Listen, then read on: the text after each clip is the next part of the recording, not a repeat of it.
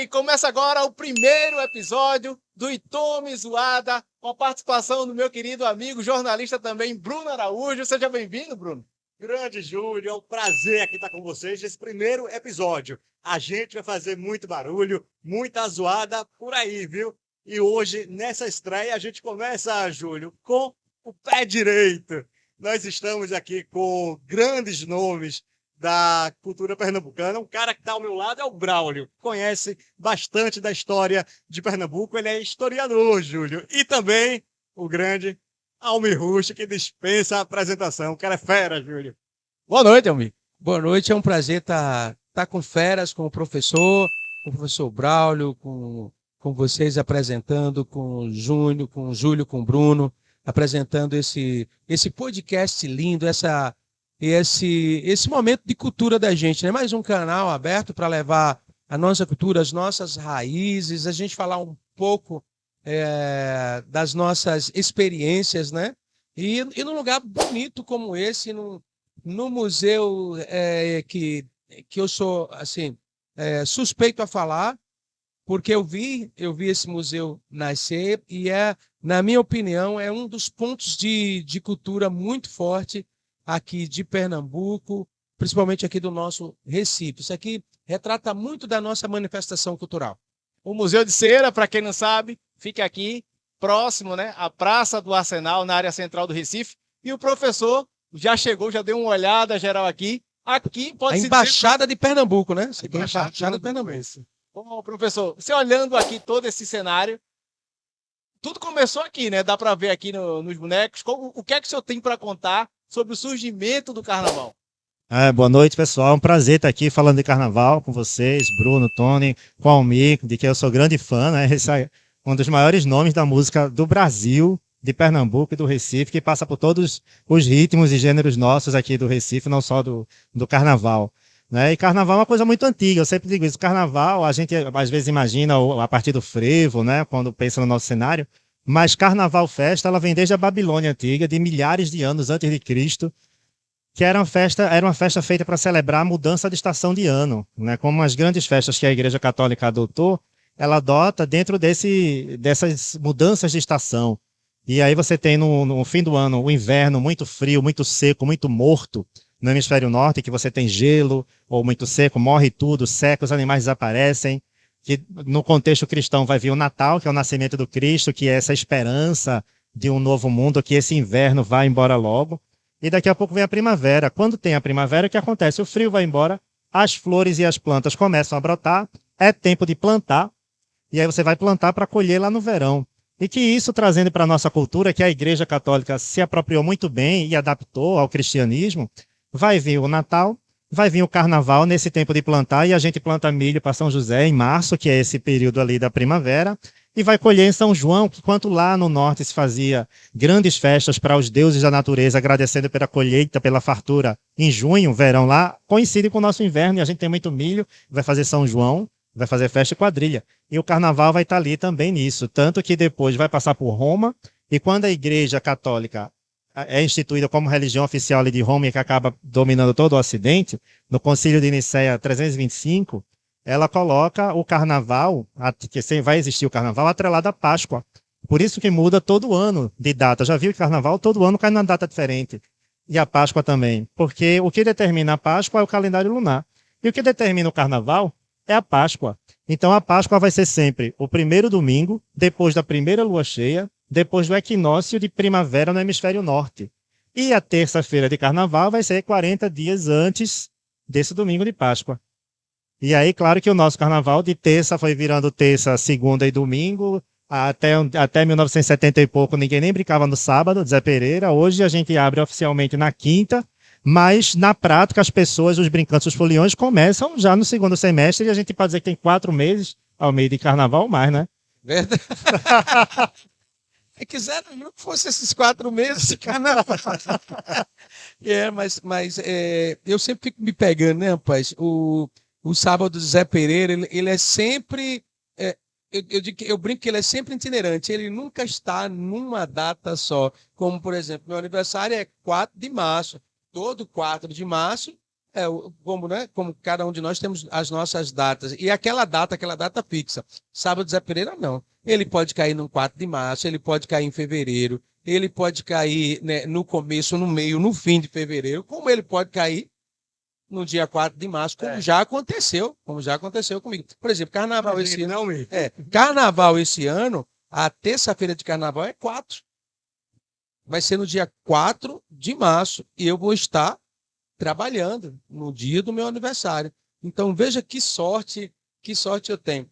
E tem uma coisa que eu fico, assim, eu não discuto com a história, não brinco com a história jamais, mas eu acho que já que o sábado de Zé Pereira é uma data itinerante e que o carnaval passa a ser, né, assim, não tem uma data estabelecida, eu acho que o dia do frevo poderia ser itinerante também, né? Não, professor? Ah, deveria. Não Sim. poderia ser no sábado de Zé Pereira, não, professor? Imagine comemorar o frevo no Galo da Madrugada. Sim, porque a gente se apropriou muito disso.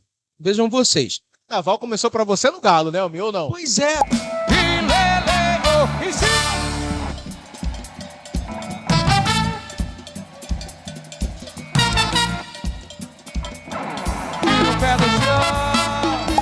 Não só, de 1978 para cá, ficou muito forte. O seu Enéas Freire teve aquela ideia com o pessoal do bairro de São José de colocar um bloco na rua e começou ali timidamente. E em pouco tempo, 2 décadas depois, ele estava monstruoso.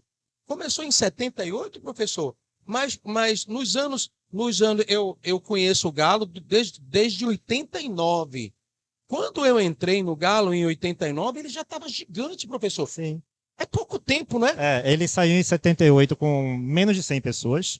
Em 85, ele estava com 200 mil. Olha, Em 89, que é quando você foi, ele passou no Fantástico, na Rede Globo, batendo a marca de 500 mil pessoas. tá vendo você? O que era um negócio assombroso. Então veja como ele se agigantou. Eu sei que eu estou brincando, tá? O professor, ele é mais é o perito da história, é o profissional da história, quem tem todo o embasamento.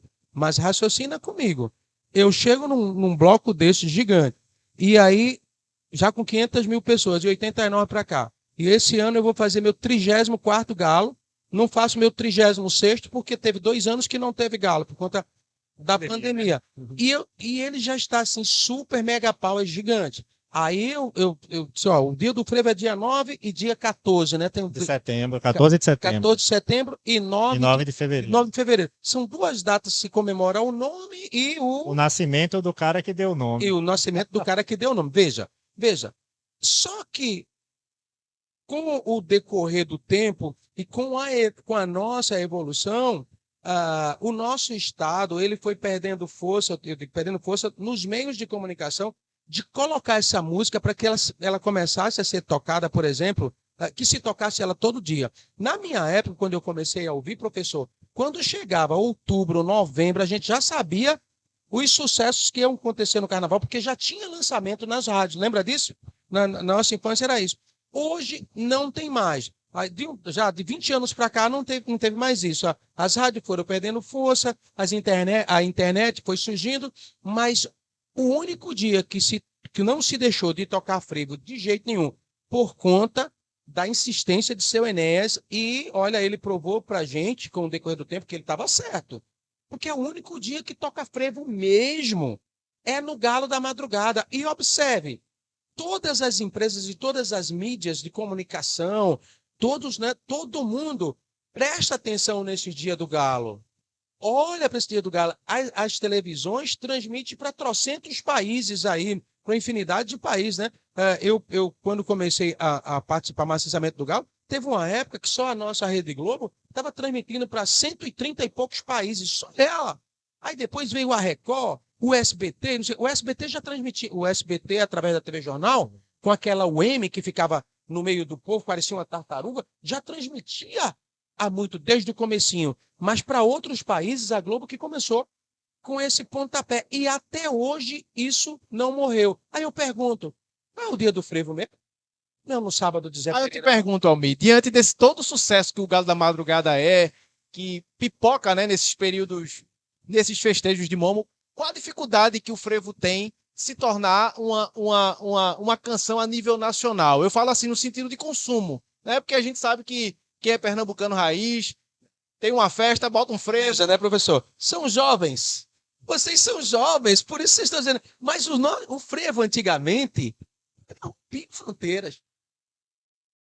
Aqui tinha programa de TV, por exemplo, no Canal 2, professor, da TV Jornal. Ó, eu vou fazer 56 anos agora. Então, eu sou de uma época que eu via muitas histórias e tal. O que eu não alcancei presenciar, eu fui pesquisar, tá? Então, aqui no auditório do Canal 2, passaram muitos gigantes da música nacional, mas que bebiam da nossa fonte. As machinhas que rodam e que rodavam no Rio de Janeiro estavam interagindo sempre com o nosso carnaval. Eles faziam uma lá, a gente fazia um aqui. Esse carnaval era bem itinerante. O Vassourinhas colocaram ele no navio e foi-se embora tocar na Bahia, no Rio de Rio Janeiro. de Janeiro, fez uma turnê nacional. Sorinhas que levou o frevo, então, pernambucano para Bahia. Então, Dodô e Osmar, um dos dois, eu não sei quem é o pernambucano dos dois, quando eles eletrizaram o frevo na sua guitarra e diminuíram a guitarra, vieram beber da fonte em Olinda. Isso o superintendente da TV Globo na época, jornalista J. Raposo, que é um português que o filho dele, Rodrigo Raposo, é meu amigo e meu irmão, e eu alcancei esse superintendente da Globo, era um português que era o português mais pernambucano que eu conheci na minha vida, me fez, abriu a minha mente para essas histórias e provou por A mais B com documentos. Ele me mostrou tudo documentado, as coisas que saíam na época.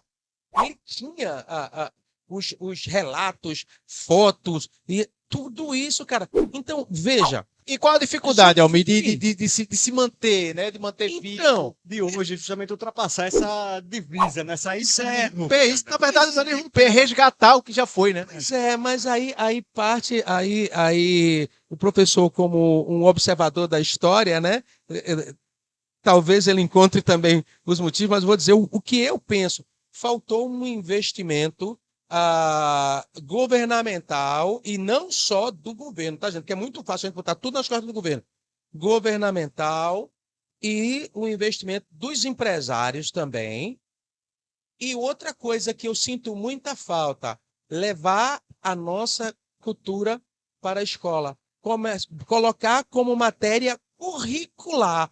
A nossa Alep falhou muito com isso, que poderia, porque eu penso que tem que passar pela Alep para poder ir para as escolas, né?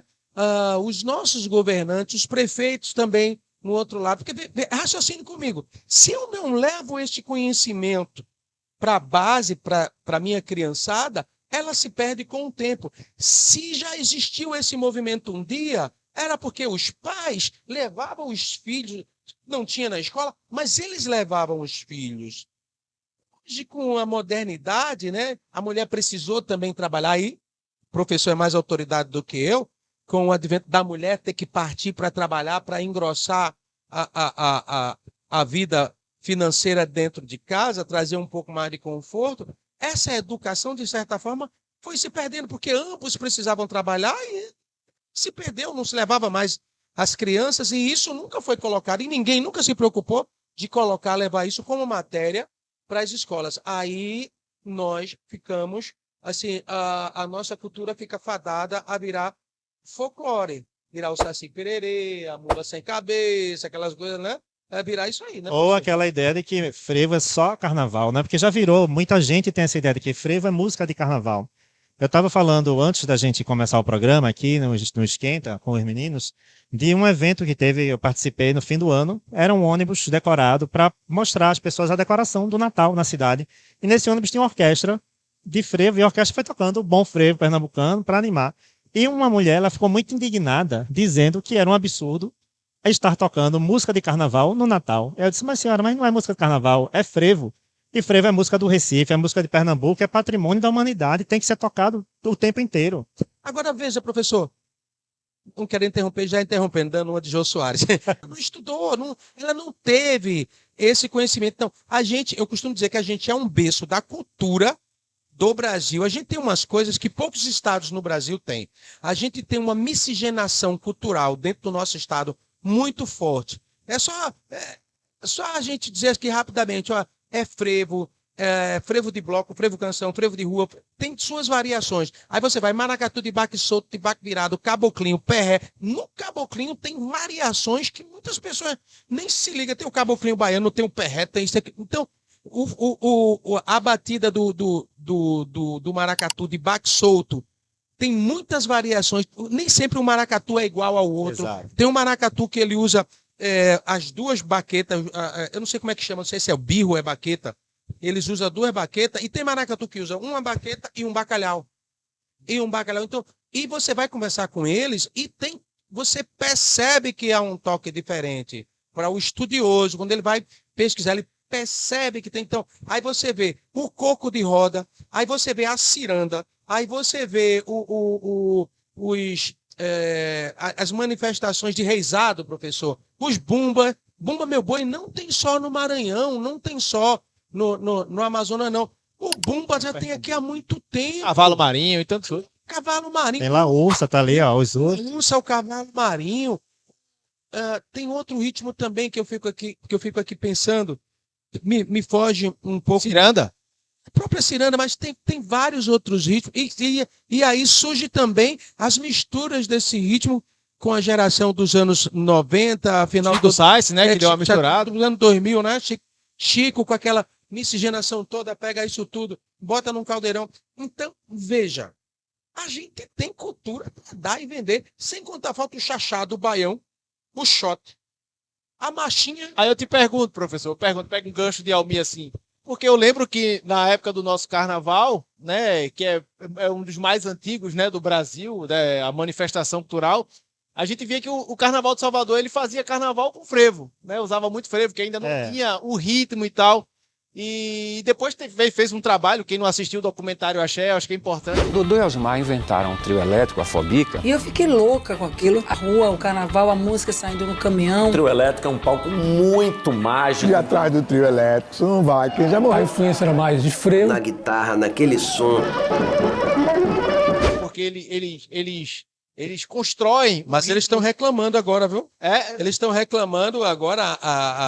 Aquela geração do Axé, que completou 40 e poucos anos, eu estava vendo. 40 anos, né? 40, que é o tema do Carnaval de Salvador esse ano, né? 40 anos de axé. Recebi aí os vídeos, os caras lá das antigas, tudo reclamando, dizendo invadiram os nossos ritmos. E não sei o que. Eles estão sofrendo na pele aquilo que a gente já sofreu. Mas o que eu tô falando, professor, é aquela questão. Eles começaram atrás, né, da gente, em termos de Não é que eles começaram atrás. materializar o ritmo como nós materializamos, conseguiram se organizar, né, e conseguiram fazer um carnaval tão forte quanto o nosso. O que eles conseguiram, na verdade, foi uma penetração, uma profissionalização, na verdade, muito grande do negócio da música, do entretenimento e de finanças. Então, criou-se uma indústria muito forte da música baiana, que conseguiu impor mesmo essa música no Brasil inteiro, com televisão, pagando para se apresentar na televisão, em rádio, como o sertanejo faz Toninho hoje. Malvadeza. Né? Lembra de Toninho Sim, Malvadeza? o Antônio Carlos Magalhães. Magalhães, a primeira coisa que ele disse lá na Bahia, eu tô dizendo, veja, gente, não estou inventando, não. Isso aqui eu sofri na pele. Eu tinha lançado a música Deusa de Tamaracá. Sei que é para me matar, teu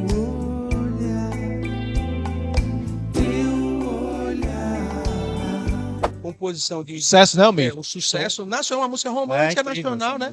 Nacional, composição de Marrom. Eu dei uma roupada na música, botei a música, produção de Robertinho de Recife. Então, aí levei a música para lá, chego lá com o DVD o CD no braço, BMG Ariola, uma dora forte. E a Bahia já estava assim, cheguei lá e disse, ó, toca aí, tá o cara da rádio. Disse, não, a gente vai tocar hoje, porque tu tá aqui, mas depois que tu for embora, não toca não. Eu disse, mas por que não toca? Porque aqui a gente já tem, todas as rádios aqui são concessão, e é assim, livre notório na cara. E a gente primeiro tem que tocar as coisas baianas.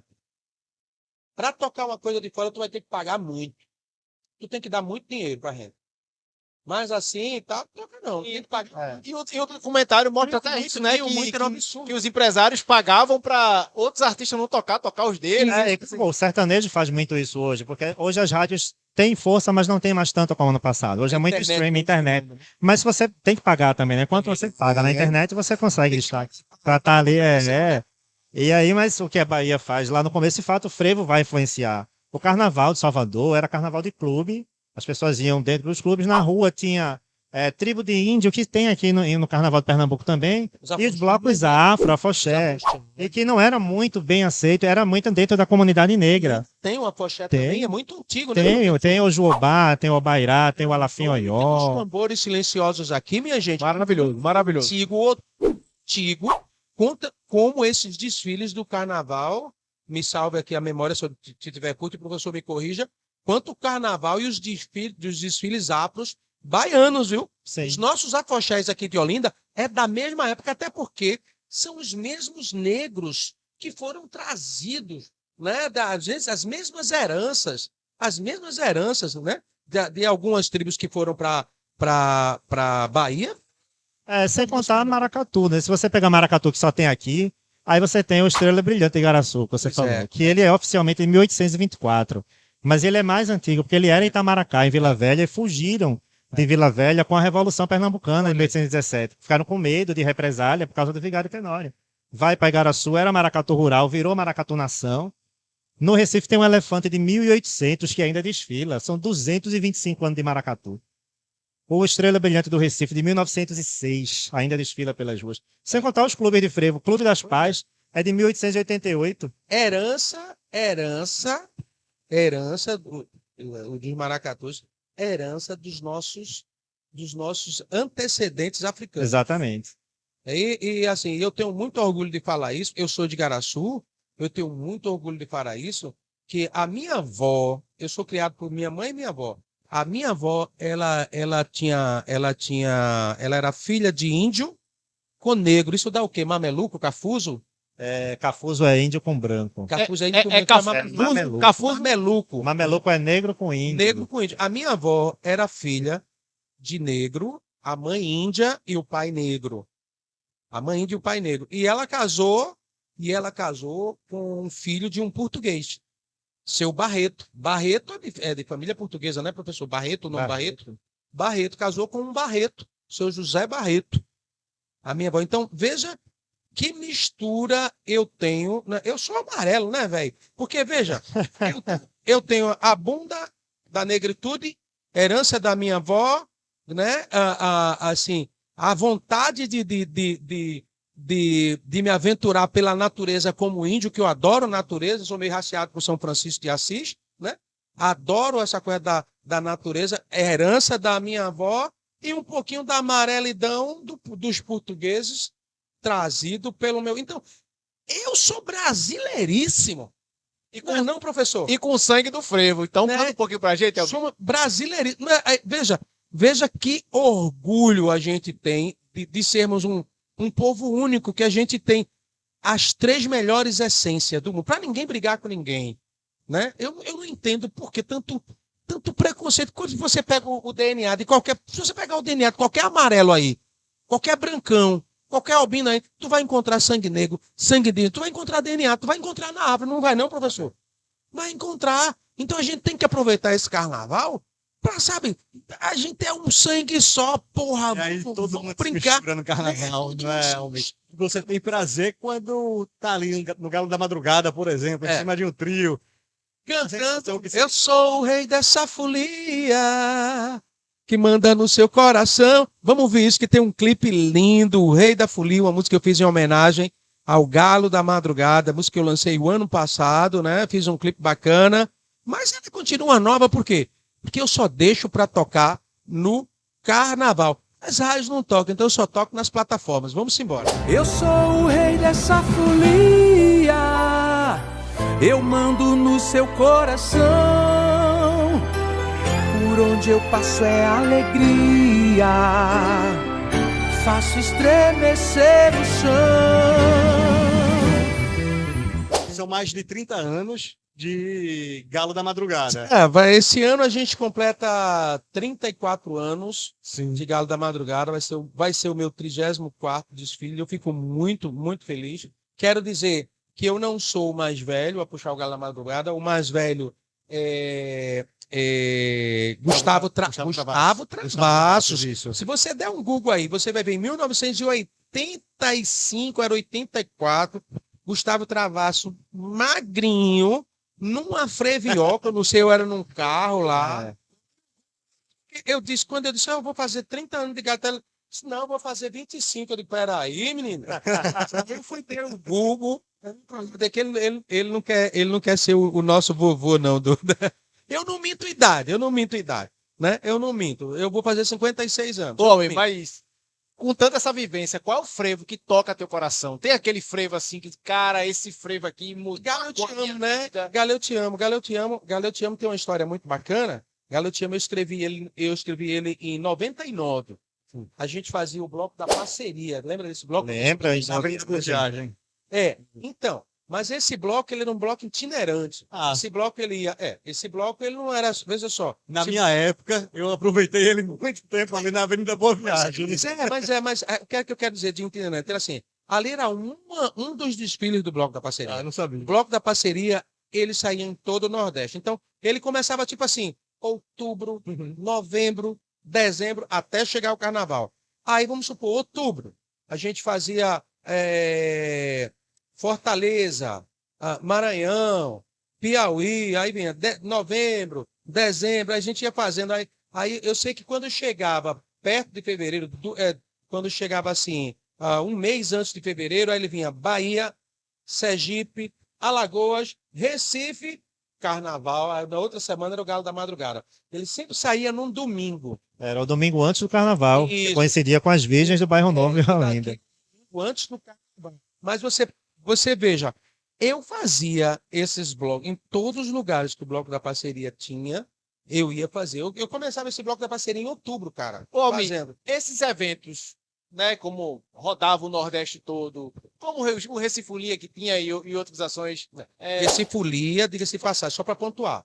É um evento no formato baiano, tá, gente? Daquele carnaval que o professor falou, que era aquele carnaval da corda, você paga para estar lá, diferente do Parceria. O Parceria era todo livre. Diferente do Carnaval de Pernambuco, diferente do Galo da Madrugada. Sim. O carnaval da Bahia, esse novo carnaval baiano que nasceu, não aquele da antiga, dos desfiles de apoxé, não.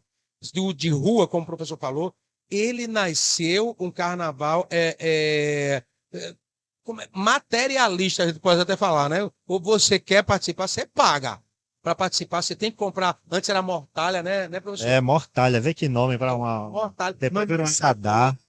Mamãe sacode. Aí depois seu nome Abadá. É um kit. Agora você pega o kit. For aperfeiçoar, eu achei aquele nome mortalha muito feio. Mas era assim. Era um carnaval profissional. Era business. Sim. Diferente do carnaval de Pernambuco. Ô, Almir, a gente pode dizer que seria um camarote de rua, né? Tipo, esse carnaval de camarote As pessoas iam pagar, estava ali na sua tribo, segurança que só a gota serena rodeando a corda, os cordeiros, tinha os cordeiros e segurança dentro do bloco para não deixar os furão, e a pipoca, coitada, aproveitava lá na frente do trio, mas muito na frente, só a rebaba do som e lá atrás, aqui do lado do trio, quase não aproveitava, né, professor?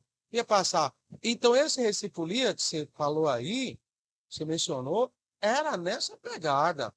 Eu furei o Recifolia porque eu disse assim, porra, o evento é baiano. Na minha terra, peraí, velho. Representado. Aí eu consegui, na época, né, escrever com o pessoal que era sucesso, a empresa que fazia. Mas vamos botar um bloco, aí a turma do Pinguim botou o bloco. Aí disse, mas a gente vai fazer a mesma coisa, não. Não, mas tem que ter o kit de mortal para vender. Tá, então bota aí 80 bonecos gigantes lá na frente, 40 passistas. Então, arrumei espaço para tudo isso, cara. Era o único bloco certo, boneco gigante. Passista, era os cambal, caboclo de lança, eu digo, cacete. Eles vão ter que ir tocando o frevo, cara. Tocando as nossas coisas, tocando caboclinho, que os críticos de música na época achavam que era um galope. Tem nada a ver com galope. Os bichinhos não estudavam música mesmo, era só de caneta, os bichinhos. Só de caneta. Não, professor, eu cheguei em Minas Gerais, numa rádio e tal, para lançar o CD, e o crítico de música lá disse, esse galope aí que você está fazendo, que a gente tinha gravado, qual foi a música, meu Deus do céu? Era A Vida Inteira Te Amar. A vida inteira te amar, a vida inteira. Tem uma parte que ela mistura com frevo, e com caboclinho. Ele estava achando que era galope e estava identificando como música baiana. Eu disse, filho, isso aqui é uma mistura do frevo com o caboclinho. A gente acelerou a batida do caboclinho. Tac, o pé, né? Tac, tac, tac. Tac, tac, tac, tac, tac, tac, tac, tac, tac, tac, tac, tac, tac. A gente acelerou, aumentou o beat, porque o frevo é binário, né? Eu digo, porra, vai casar direitinho. Foi isso que a gente acelerou. Mas ele não entendia. E aí, como ele não entendia, eu não podia forçar, eu não ia discutir com ele uma coisa que não foi apresentado, né? Não foi apresentado. Aí eu não entendia como ele era crítico de música, se ele não veio estudar os elementos. Porque como a Bahia realmente investiu muito dinheiro e Antônio Carlos Magalhães pagou para a música baiana tocar em tudo que era lugar, pagou os eventos internacionais que tinha com os artistas baianos. Quando eu lembro que eu fui fazer um evento em Montreux, professor, quando eu cheguei lá, as sombrinhas que tinha no evento foi eu que levei. Mas quando eu cheguei, desci no aeroporto de Genebra, tinha uma tenda lá com a baiana seguindo a Carajé. E não tinha ninguém com sombrinha de frevo dançando. Então eu digo, os bichos eram violentos. A Bahia tussa, né? Bahia tussa. Violento. Ô, Almir, você acha que falta isso um pouco aqui em Pernambuco? Eu acho que faltava, né? Essa valorização constante. Eu falo no sentido de criar novos intérpretes, novos artistas. Mas vai para isso, né? A gente tinha que levar de novo para as escolas, porque é aquilo que a gente falou. A gente disse que o quê? Nós temos uma miscigenação cultural. A gente é um celeiro, a gente tem uma diversidade cultural muito grande. Eu tenho certeza que a gente falou aqui num bocado de ritmo, ainda ficou ritmo de fora, ainda ficou manifestações de fora. É o brega, né? Que é uma marca. Que é original nosso. Tanta a culinária da gente, os artistas, as técnicas que nós temos, que nasceu aqui. Então, a gente já tem um acervo tão forte, tão grande, uma pluralidade de cultura tão forte, tão grande, que merecia estar na sala de aula. Virar matéria mesmo, com pontuação, com tudo. Porque aí você ia criar na base. Como é que eu quero fazer uma cultura forte e dizer que isso é a minha identidade de um povo? Se eu não valoro ela, não dou o valor que ela tem. Professor, o senhor entende que eu falo com o Almir abertamente aqui. O Almir foi uma referência para muita gente. Foi da dança popular durante muito tempo. Fiz balé Brasílica. Eu fiz o Balé Popular do Recife, que é a Escola do Balé Popular do Recife. O Brasílica, que isso me fala a memória, tem 50 e bota e força, né? E a sede agora está aqui, na Rua do Bom Jesus. Mas a sede era lá, perto da Católica, professor, ali pertinho da Católica. Na Rua do Sossego. E isso, olha, professor, já fez o Brasílica, professor? Não fiz não, mas eu passava muito na frente. Tá vendo? Então, eu ia ali pegar aula. Quando naquela época de Recifolia e tal, quer dizer, eu quero levar alguma coisa nova, eu tinha que entender o que era um ferrolho, uma tramela, eu tinha que entender o que era que eu ia cantar para dançar. Aí você entende, professor, porque assim, eu sinto falta de pessoas querendo ser um Almir Rush, querendo ser um Alceu Valença, querendo ser um André Rio, querendo ser uns artistas que defenderam durante muito tempo o nosso frevo. E a gente vê essa dificuldade do frevo voltar ao que era em cenário nacional. A gente vê o brega funk chegando, o brega chegando. Aí você tem choque de geração primeiro, né? Porque você tem as gerações novas, tem as músicas novas. O brega é um fenômeno local e que ganhou o Brasil. O brega funk ganhou o Brasil, mas nasceu aqui e tá no carnaval também. E é né? nosso. E é nosso, então tem que ser valorizado também. Dá para casar de repente com o frevo. É muito mais fácil hoje um jovem querer ser um Neif, querer ser uma Rafaela Santos, querer ser uma Priscila Senna, querer ser Isso está relacionado à de renovação, homem? Porque sim, porque as pessoas mais próximas a ele. Veja só, você não pode querer que a nova geração, os jovens da periferia, eles saibam o que é um frevo canção, um frevo de bloco, um frevo de rua, eles sabem o que é um coco de roda, uma ciranda, lia. Se na base não tem acesso, não tem apresentado a ele, tá? E o que é que acontece? A gente, o Brega Reginaldo Rocha é o rei do Brega. A gente sabe disso, e com ele nasceu o Brega. Porém, Reginaldo Rocha é uma pessoa culta. Ele teve acesso a instruções, né? A escola, né? A educação. Mas muitas vezes na periferia, a educação chega como deveria chegar para ele. Né? E o que foi que Reginaldo Rocha fez? Pegou a música romântica mundial, desacelerou, criou o ritmo dele, criou o que a gente diz hoje uma sofrência, porque se você dizer Pablo é o quê? Pablo é brega, velho. Aí botou o nome sofrência. Não, aquilo Reginaldo Rossi já fazia. Adilson Ramos já fazia esse ritmo todo. A periferia pegou o funk, que a televisão mostrava muito, aqueles funk do Rio de Janeiro, misturou com o nosso brega, com as coisas, passou uma época com frases muito pejorativas, denegrindo a imagem da mulher, mas com o tempo foi se lapidando, duas pancadinhas, harmonicamente empobreceu, diga-se de passagem, e aí estou falando pelo lado musical, que é o meu lado, que eu conheço, mas era aquilo que os meninos tinham, era aquilo que os meninos viam. Então, eu não posso querer que dali nasça uma música tipo mais lapidada, mais erudita, se eu não apresentei isso para as crianças. Eu não posso querer dali que saia sucessos como de Alceu Valença, Bicho Maluco, Beleza, lá, se eu não apresentei o ritmo frevo para os meninos, se eu não apresentei uma orquestra tocando, se eu não levei para eles para dar uma aula show, eu não sei como é que chama, professor, uma aula show, nas escolas, do maestro Spock, o maestro Forró, o maestro Duda, Bicho, nós temos os melhores, as melhores metaleiras do mundo. Metaleira que eu falo são instrumentos de metais, trombone, sax, tenor, trompeta, do mundo, os melhores do mundo. A gente estava conversando aqui, Elmi, antes, né? Porque assim, a gente sente a necessidade do frevo chegar nacionalmente, mas ele chega internacionalmente nos festivais de jazz, no Spock, com orquestra. Pois é, olha, você falou de jazz. Sabe como é o jazz?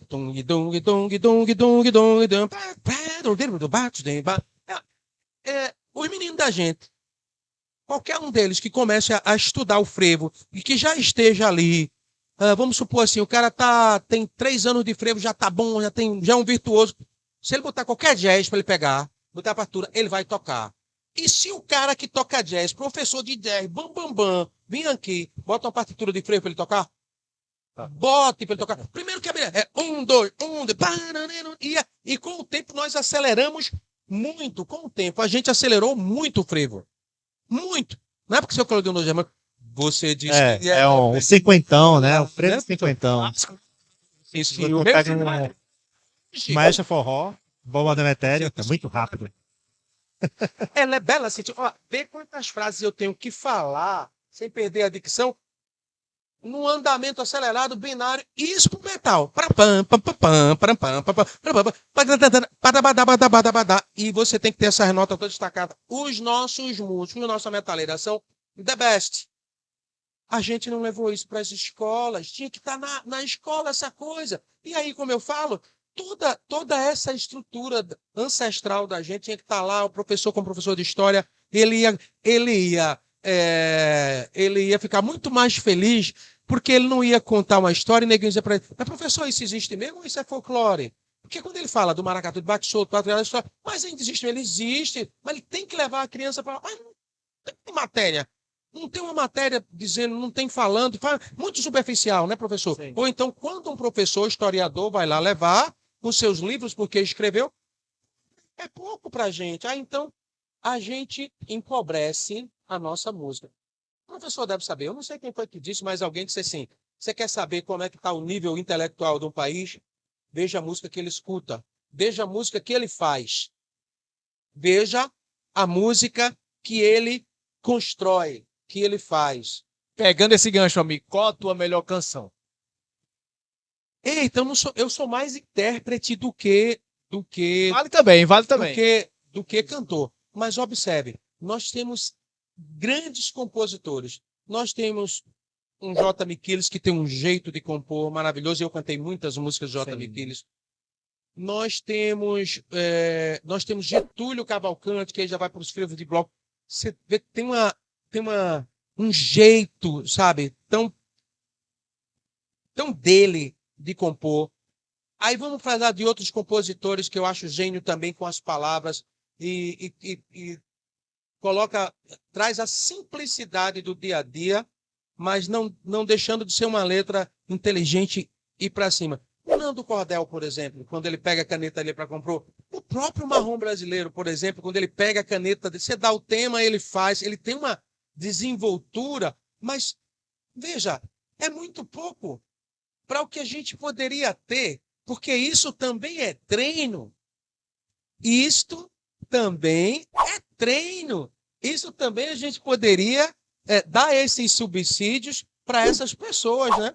Nas escolas, certamente, pessoas que têm, que escrevem muito bem, que são poetas e escrevem muito bem, se tivessem tido contato com mais músicas, com músicas dessas linhagens aqui, vocês não acham que tinham nascido mais poesias também, não? Sim. Musicais? E como de vez em quando sai um frevo muito bom. Na pandemia saiu o PC Silva com Flaira Ferro, né, que era um frevo lamentando a ausência do carnaval, de fazer chorar. E eu chorava, lindo. E eles lançaram outro agora, pós-pandemia. Você tem a Orquestra Mala Sombra, que faz frevos fantásticos. Gente, Já escutou? Evocação 2100. Aquilo é genial. Já lhe mataram. gente, essa orquestra Mala Sombra, ó, vocês têm que ligar pro Rafa, conversa com o professor tem o contato dos meninos, liga pro Rafael aí, o maestro. Vamos fazer Cara, a orquestra Mala Sombro eu vou dizer um palavrão, mas não é um palavrão, tá?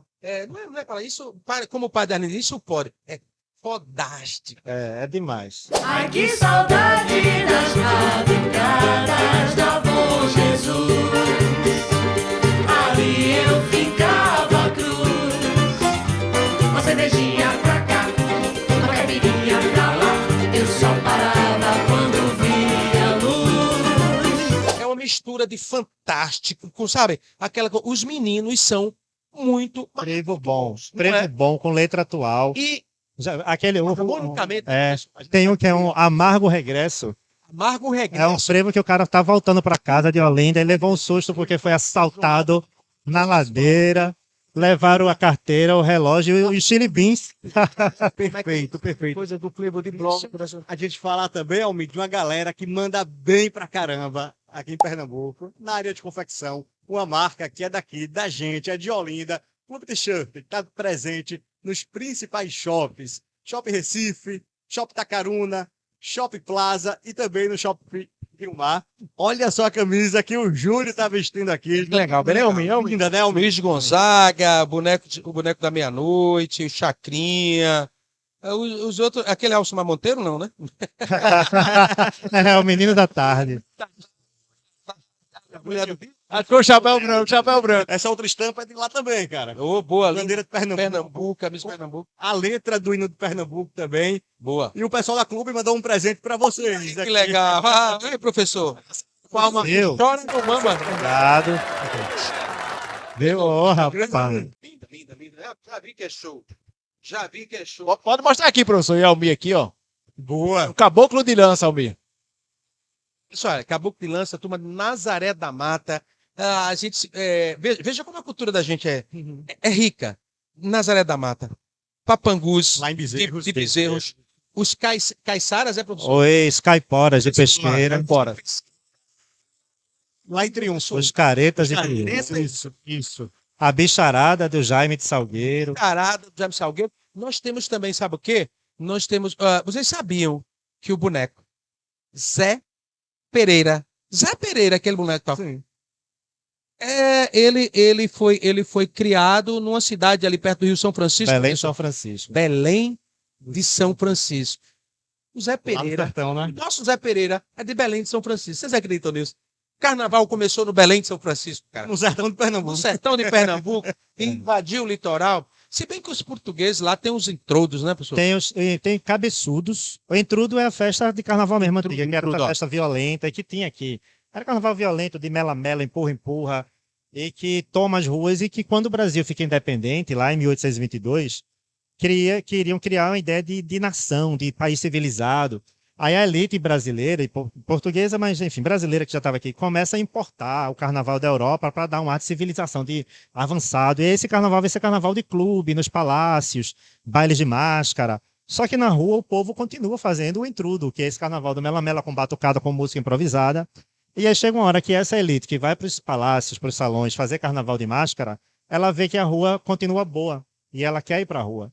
E aí ela pede a rua, na verdade ela toma a rua, proíbe os pobres e proíbe os escravos de usar máscara, que era para não ser violentado, mas eles vão de máscara e aplicando violência, com cavalo, com carruagem, com carroça, fazendo desfile de esquadrões. Aí a massa popular não vai ficar para trás, às vezes, vocês estão fazendo esses grupos fantasiados, vou fazer o meu também.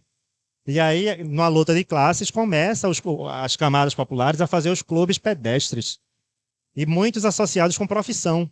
E aí você vai ter um clube de lenhadores, um clube de varredores, vai virar o Vassourinhas, um clube dos carvoeiros do Porto, que vai virar o Clube das Paz, que vão começar a desfilar organizado com fantasia, com orquestra de metal, tocando dobrado, polca, machista, que vão Polca, ser acelerados. Veja que história é. E que vai virar frevo mais na frente, vai virar marcha carnavalesca e depois frevo, com o nome de frevo. História fascinante. A carnavalesca, ela surge, professor, quando?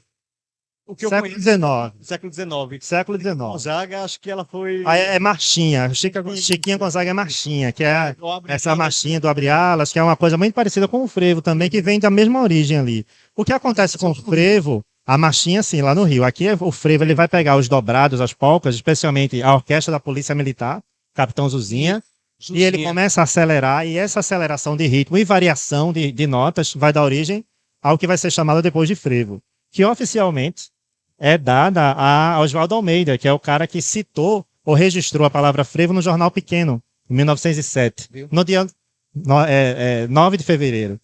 Só que um ano antes, em 1906, no Diário de Pernambuco, a palavra frevo já aparece de uma troça chamada Tome Farofa, anunciando a Tome Farofa vai fazer um desfile, uma apresentação com a sua orquestra e tal repertório. E uma das marchas se chamava o frevo. Então era uma palavra que já estava em uso e que já tinha sido registrada. E a palavra frevo se originou de ferver, né? É, corruptela de frevo, de frever, de gente pulando, saltitando na rua. Palme, De um caldeirão fervendo. Veja, vou te interromper também. interrompa. Você já viu isso em que matéria na escola? Na de história? Nenhuma. Você viu o tamanho da riqueza da aula? Deu uma aula aqui pra gente. Não, o tamanho da riqueza. E tome zoada também. Agora, veja, veja isso. isso aqui ele sintetizou. Agora, imagine você trinchar isso. Ir lá a fundo, quem foi que deu a ideia, Sim. a Azulzinha, isso aqui. Você ir nos personagens, por quê? Né? Lá nos intros, como ele falou, na idade, em Roma, enfim. E buscar mesmo, basicamente lá a história. Aí depois você tem essas manifestações todas, como nasceu o maracatu, por que o maracatu, como nasceu o maracatu, foi na senzala, nos terreiros de Umbanda, o maracatu de baque solto, tem os caboclos de lança, que tem um sincretismo, que tem gente que passa, eu não sei se é 30 dias, 15 dias fora de casa, De preceito, isso. fantasiados, e dizem que eles recebem um espírito para poder aguentar aquela indumentária que pesa, né, professor? Pesa muito. A gola tem uma ali atrás, Ó. ela é de veludo, né? E coberta por lantejoula. Essa lantejoula ela é bordada pelos próprios homens. Eu tive um. A gola de veludo, bordada de lantejoula, canutilho, isso é muito peso. São os próprios homens, cortadores de cana, que detêm esse conhecimento dessa arte, desses arabescos, desses desenhos que são passados de geração a geração. Não é uma escola de arte, não é uma escola de design. Braço aí a Salve Salve, a Manuelzinho, né? E aí junto agora você tem a peruca, que é muito grande, de papel celofane, no peruca. papel de palha. Você tem a roupa de baixo de chita, você tem a lança, o surrão, que é a caixa de metal com chocalho, e o cabo. Na rua durante o carnaval, que veio o grupo de maracatu. Os Ray-Ban, que eles O óculos Ray-Ban. Sabe o significado. Muita gente tá ali, tá se divertindo, tá vendo e não sabe. conhecimento. O nosso próprio povo, É. o nosso próprio povo não sabe onde nasceu o Pernambuco, porra. Então, é pra ter isso era pra estar lá, cara, eu não sei por que. Nas escolas. E não é porque eu amo história, não, porque todo mundo amaria. Todo mundo amaria. Todo mundo. Aí ia entrar naquela coisa, professor, do pertencimento. Como é que você quer que o pernambucano se valorize assim? Deixa eu ver, Pernambuco, meu país. E era. Por 70 e poucos dias aí. Mas era. Mas a gente tem esse pertencimento, sabe? Aí fica a gente dando murro em ponta de faca, né? Aí as pessoas que eu não posso também crucificar, alguns meus amigos que detêm a caneta na mão, né? que jornalismo era a minha paixão. Se eu não fosse cantor, eu seria jornalista. Mas aí eu percebi que a gente não fez a lição de casa direito. E não por culpa de nós, dos que se formaram na profissão. Não. Porque para o professor, se o professor quisesse ser professor de história e não tivesse estudado isso, ele estava lascado. Mas às vezes ele foi buscar. E mesmo ele indo buscar, não é matéria. Como é que a gente perde isso? Porque se esse homem foi embora, ou muitos como ele foi, não tiver essa paixão, graças a Deus nós temos gente como o professor Braulio, tem essa paixão, a gente tava lascado, gente. E lascado é nosso, viu? Bota aí. Aí eu volto. Lascado, é nosso. Aí eu volto lá atrás, né? Queria que você falasse, falando de professor para professor, que José Mário ajudou na tua carreira, na tua vida profissional. Visionário. Lá atrás, como foi que ele achou? Pô, Visionário. Ele te achou assim, você vai ser um cara... Eu tinha entrado na turma do Pinguim, e aí os meus produtores, eu sempre tive muita sorte na minha vida, né? Muita sorte. Eu fui criado pela minha mãe, pela minha avó, então, desprovido de todos os preconceitos, graças a Deus. E os meus produtores, eu sempre tive produtores gays. Todos os meus produtores, veja, há 38 anos atrás, hoje é muito fácil, mas há 38 anos atrás era um pouco mais difícil, mas a gente já tinha uma mente lá na frente, sabe? A gente não tinha esse problema, graças a Deus eu nunca tive. Então eu entendi o seguinte, eu nasci com o dom de cantar, eu tinha que cantar, mas me produzir no palco, quem entendia eram os caras, velho. Roberto Costa, um dos meus primeiros, Roberto Costa e Mônica Vilarim, estão me vendo? Beijo, Roberto. Maravilhoso, inteligentíssimo, introduziu na minha carreira aquelas indumentárias que, como o professor disse, tá aqui os elementos, ó. O cortador de cana usa na indumentária dele. Um short normal desse aí, ele transformava numa peça com lantejoulas, com purpurinas, com não sei o quê. Me vestiam de butterfly, os cambal, que você imaginasse. Então, no palco, cara, naquela época, nem Mato Grosso perdia, professor, para minhas indumentárias. Perdia, me vestia assim. Zé Mário, quando viu, e aquilo fazia muito sucesso, porque eu já meti uma interrogação na cabeça de quem estava vendo. Imagina, professor, eu tô lá num palco dançando, menino novo, um pernão da gota, com aquelas roupas muito à frente do tempo, os shorts, como diria Cinderela, BC, né? Eu lembro, eu vi muito show seu. Então, e voando, e dançando o frevo, o maracatu, lá. Irmão, os caras ficavam loucos. Os caras da época, né? Os testosterona na época, diziam assim, gay. E as mulheres amavam aquilo.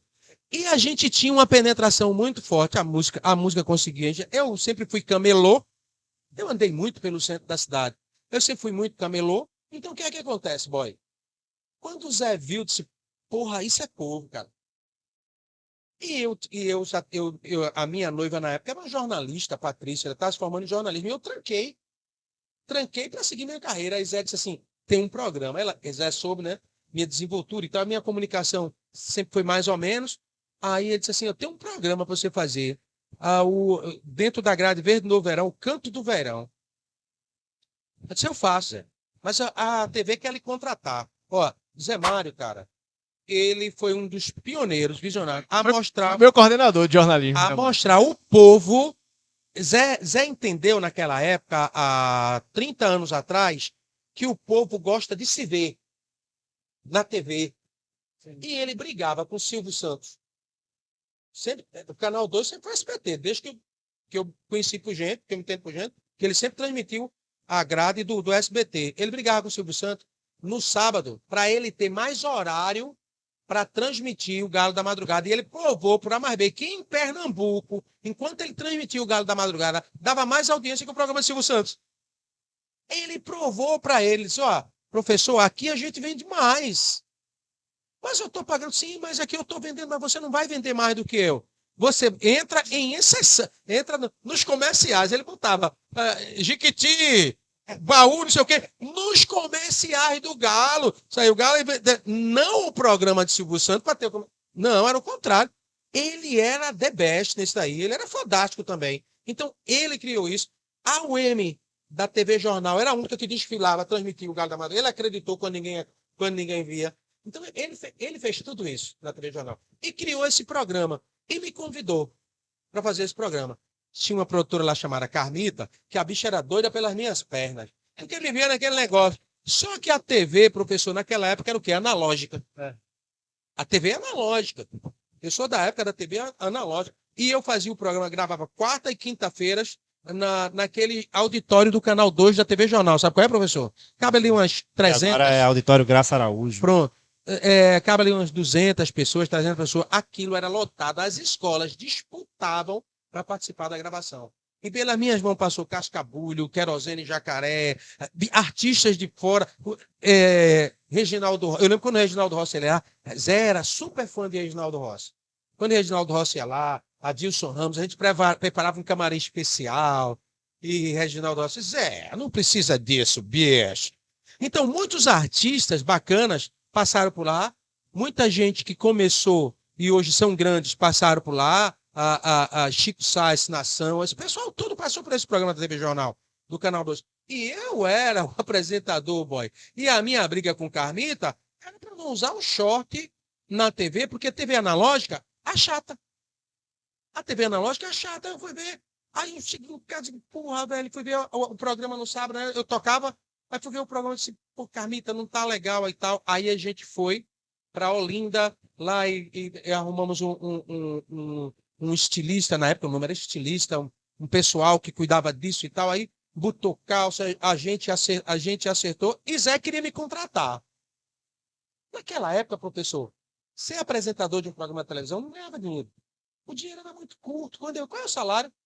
Não, quando eu comparava com o que eu ganhava nos shows, né, eu disse, não, pô, não dá. E eu era funcionário da Itamaracá Produções, da época, que era Fred e Alfredo, a dona da Turma do Pinguim, que tinha um contrato milionário com a Antártica na época, que era Antártica e Brahma. Tinha um contrato. E como era, Almir? Era só uma banda, tinha várias bandas? Como é que funcionava? Pinguim, quando eu entrei, só tinha minha banda. Mas Turma do Pinguim. Turma do Pinguim. Mas aí a Ambev queria mais festa, era mais pedido e tal. E os caras são empresa, né, velho? Aí tome mais trios elétricos e tinha que contratar. Mas chegava um certo momento que a galera, não, eu quero esse cantor, não, eu quero tinha essa lá. confusão.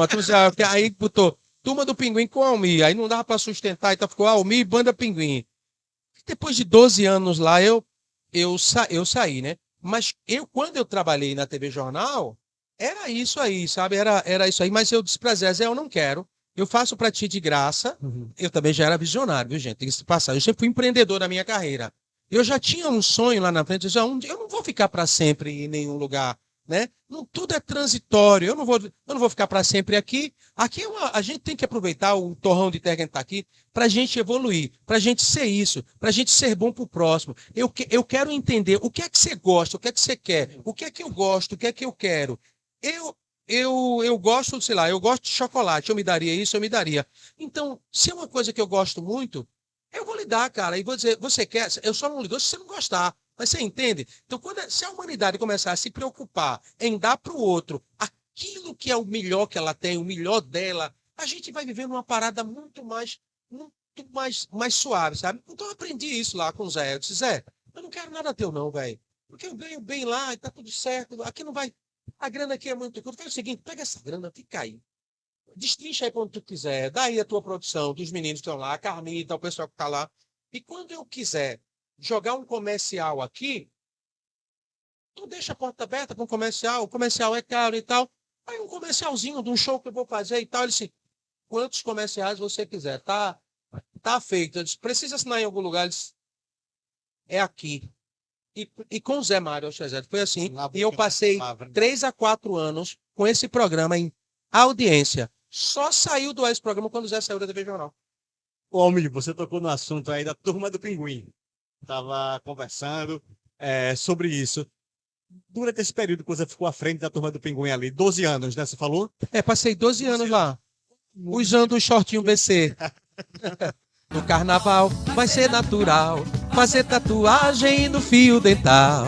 Se a coisa pega, vai ser um angu mexido de colher de pau. E essa música tem 350 compositores. Você que mais A música da Turma do Pinguim na época, o primeiro sucesso dela foi isso. Por quê?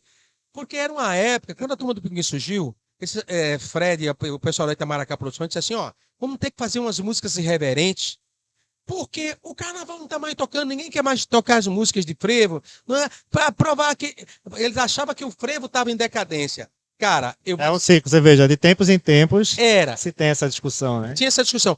Aí, professor, tu acredita, professor, que eu gravei a contragosto?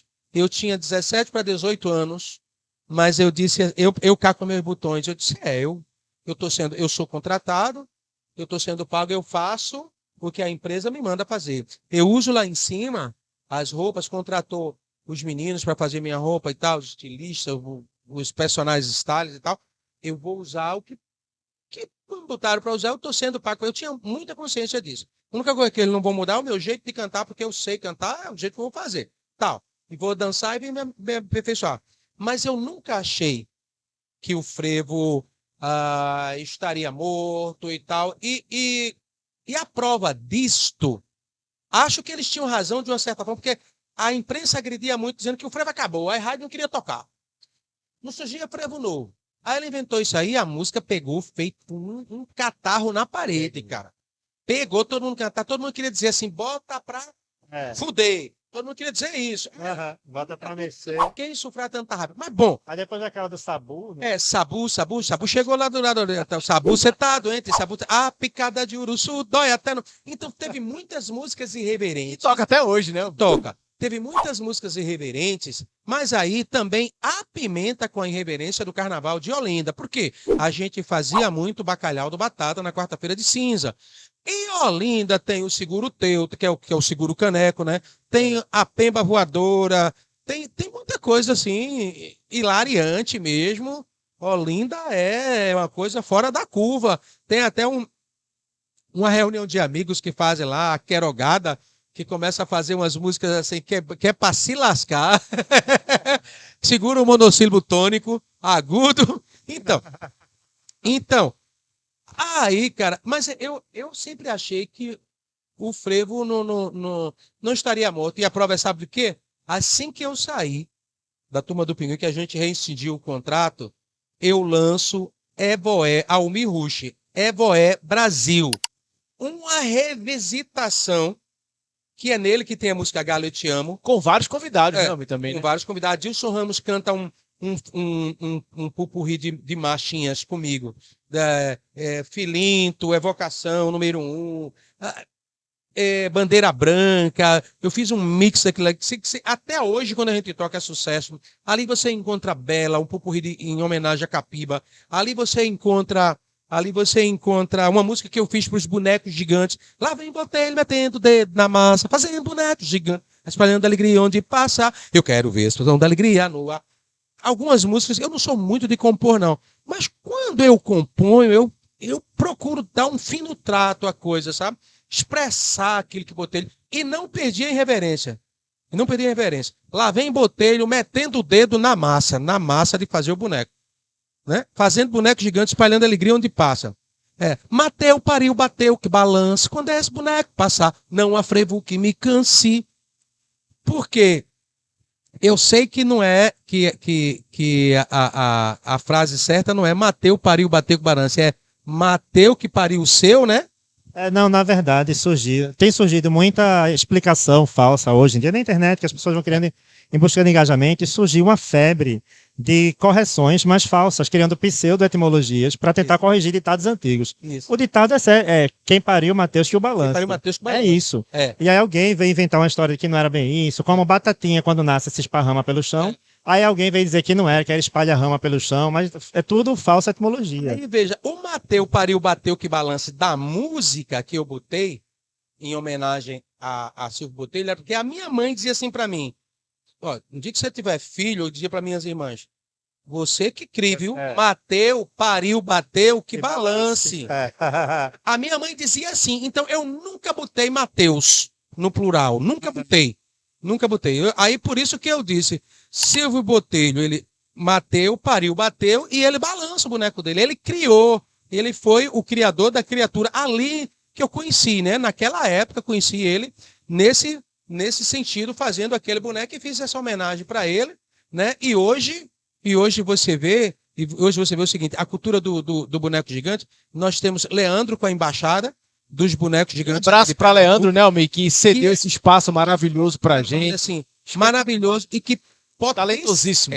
potencializou esse museu que a gente está aqui também, a ideia de Leandro, que eu acho que é um cara que é uma usina, e que hoje estava me mostrando ali Neymar, Cristiano Ronaldo, Messi, os bonecos. E outra coisa, viu? Baixada dos bonecos gigantes, né? Com autorização, viu? Michael Jackson, não sei quem, Camarote, todo mundo, todo mundo. Com autorização dos caras. O único boneco que ele não acertou fazer foi o meu. Eu espero, não me espera morrer, não. Depois Tá que na eu hora, né, morrer, Almir? Tá na hora. Vai ser fazer ou não vai? Parecia com todo mundo mesmo. Tá autorizado? Tá autorizado ou não? Leandro é meu amigo, meu irmão. Eu disse, se for fazer, professor, depois que eu morrer, eu venho puxar o caneco dele, venho dar dedada no motociclo dele. Eu dar dedada no motociclo dele, professor. Isso já é herança de Olinda que eu carrego, tá? Dos carnavais de Olinda. Essa casa ela é um dos lugares mais visitados hoje da cidade. As duas, né? Estão entre as visita obrigatória para quem vem para o Recife Antigo, você vê durante o dia aqui. Às vezes tem fila na porta para. E deixa eu dizer uma coisa para tu, professor. Esse homem ele vai fazer um museu aqui da música de Pernambuco. Isso já estou dando um spoiler, tá? Vem por aí. Um museu da música para te ajudar, professor, a tu contar a história e trazer teu grupo Coisa boa. Da música pernambucana, das manifestações culturais. E eu tenho certeza que vai virar um ponto de cultura. Pergunto, você chega em Buenos Aires, o que mais tem em Buenos Aires é casa de tango, na verdade. Só tem tango. Assim, de muito pesado para mostrar.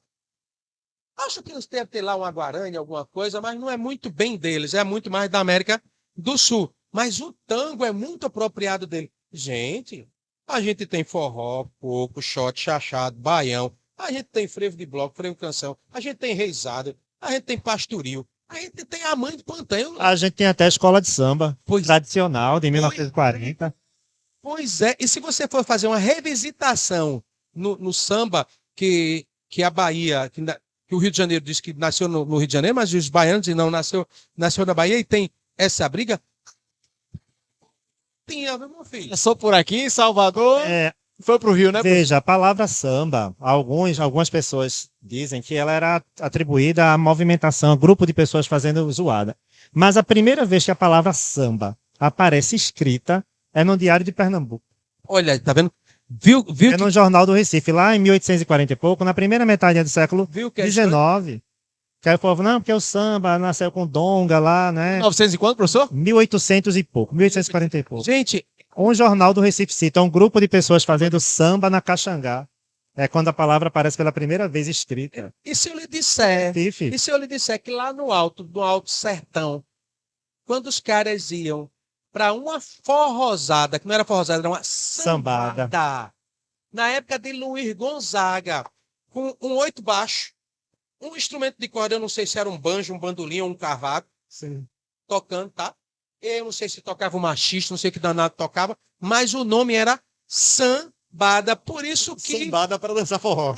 Sambada, por isso que alguns diziam, vamos para um samba dilatada. Samba dilatada. Era num galpão, a poeira comendo no centro, tipo forró, sambada. Então, veja o quanto a gente tem de história e o quanto a gente maltrata os nossos professores de história. O quanto a gente maltrata, porque esse homem queria colocar isso, tenho certeza, como matéria, e muitas vezes não pode, porque faltou essa coisa, faltou a nossa sociedade olhar para isso, e essa palavra está tão bonita, né? Empoderar-se do que realmente é nosso, né, professor? Tem uma frase célebre de Santo Agostinho, né, que diz que a gente só pode amar aquilo que a gente conhece. Então, as pessoas, as novas gerações, só vão amar o frevo, o maracatu, se elas conhecerem, se tiverem acesso, se entenderem o que é, de onde vem, para que é, como faz, como dança. Professor, e os ritmos não são contagiantes? São demais. São lindos. E para nossa sorte, tem gente nova, né, fazendo. Tem. lutando todo Tem- dia, mas tem. Tanto. Tem alguns pontos, é o Passo do Frevo, que está ali, que é um museu, Boa. e que serve não só como museu, mas produção, Galo, salvaguarda. a série do Galo. A série do Galo, Cultura, a escola de frevo do Recife, que dá aula de frevo o ano inteiro para quem quer dançar. As escolas, os grêmios musicais de Olinda, que tocam frevo o ano inteiro para formar músicos, como o Grêmio Henrique Dias. As companhias de dança de Olinda, que formam passistas para sair de abre-alas nos clubes e troças. Então a gente é criança aprendendo a dançar frevo, Agora, porque quer ser passista. imagine se a gente consegue, colocar isso em todas as nossas escolas. Exato, nas Porque escolas. isso realmente faz parte da nossa identidade. Imagine como culturalmente a gente ia crescer, como musicalmente a gente ia crescer, e imagine o nosso orgulho como ia, e imagine o mundo todo querendo vir para cá estudar, conhecer. Imagine quantos e quantas pessoas a gente ia tirar da ociosidade. Imagine quantos jovens a gente ia tirar da criminalidade, porque a criminalidade é um convite do dinheiro fácil, das coisas fáceis. E a gente, com um tesouro desse na mão, poderia fazer isso fácil para esse cara. Porque é contagiante. Por que é que eu canto?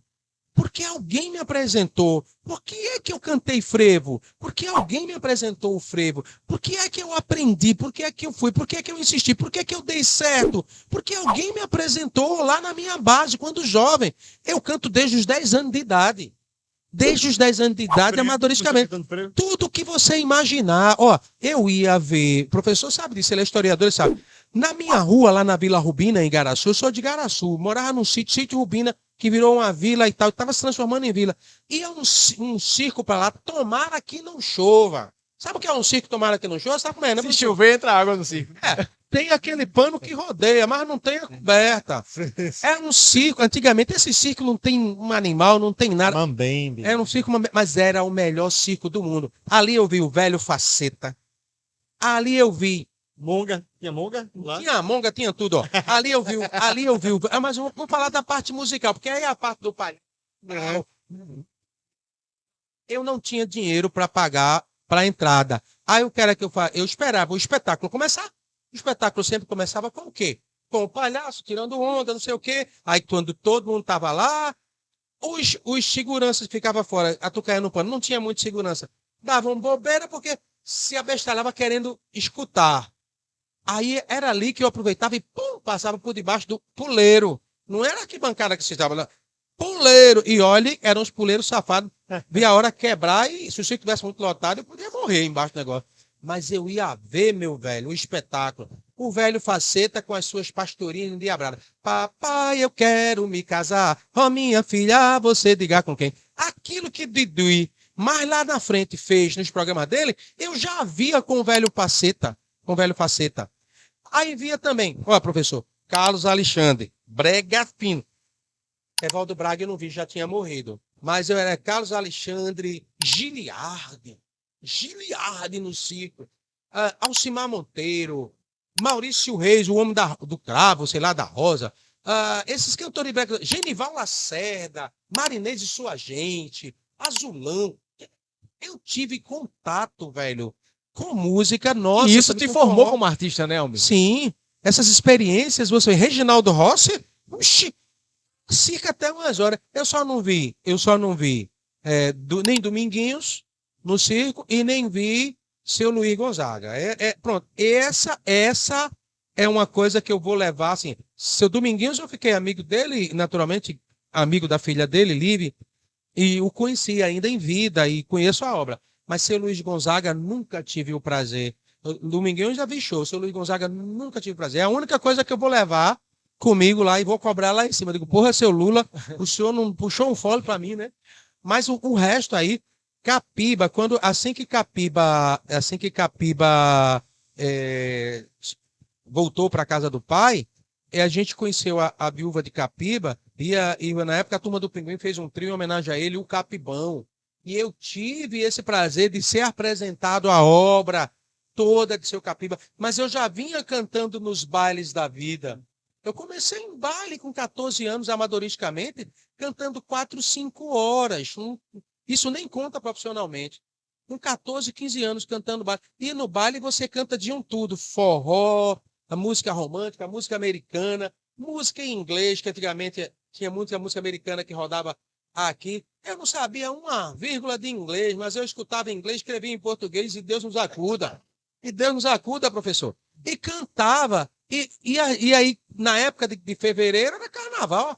Aí, tudo isso de carnaval que você imaginar, eu comecei a cantar. Mas depois eu fui ter propriedade. Conhecer Capiba, conhecer a obra de Nelson Ferreira, Jacinto, conhecer todo da Jacinto do Forró, conhecer Felino, professor, é Felino, é? Felino, do Frevo. Vocação número 1, Felinto. Não, Felinto não, era Filino, é um compositor. É um compositor que eu me esqueço das antigas. Conhecer as interpretações do seu Claudionor Germano, conhecer os corais de frevos de bloco. Tive esse prazer. E foi mais apaixonante, porque eu digo, rapaz, eu achava que eu já sabia das coisas, aí você encontra um novo universo rico, riquíssimo. E a gente se perde. E é com mais essa história de Almir que a gente vai encerrando o Então Mesoada, né, Bruno? Eu falo que só um daqui, professor. Fala muito, mas fala coisa. Fala. Eu vou dizer, vocês me deram um presente. Vocês me deram um presente muito grande, porque a matéria em que eu mais me identifico e que eu mais gostava no meu tempo de escola é História e Geografia. Eram as duas matérias que eu mais amava, porque a História me levava, me transportava. E eu tive a sorte de ter alguns professores dizer assim para mim, esqueça um pouquinho o livro. E me contar, contava o que estava no papel, que era ia lá para o currículo, para a matéria, para as provas, mas me dava uma aula gratuita porque eu era muito cri-cri. Né? Rapaz, esse tratado, o descobrimento do Brasil, né? De Tordesilhas. Professor, isso aí tá...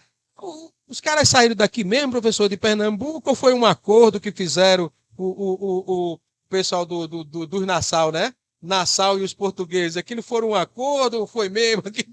E eu tive a sorte dos meus professores serem sempre muito solícitos comigo, de história. E aí, enquanto um presente desse, o professor Braulio aqui com a gente fica muito feliz. Professor Braulio, obrigado pela presença, viu? Eu que agradeço, estou sempre à disposição quando quiser chamar para outros programas, falar mais de carnaval, falar de frevo, ou de outras curiosidades aí do nosso Pernambuco.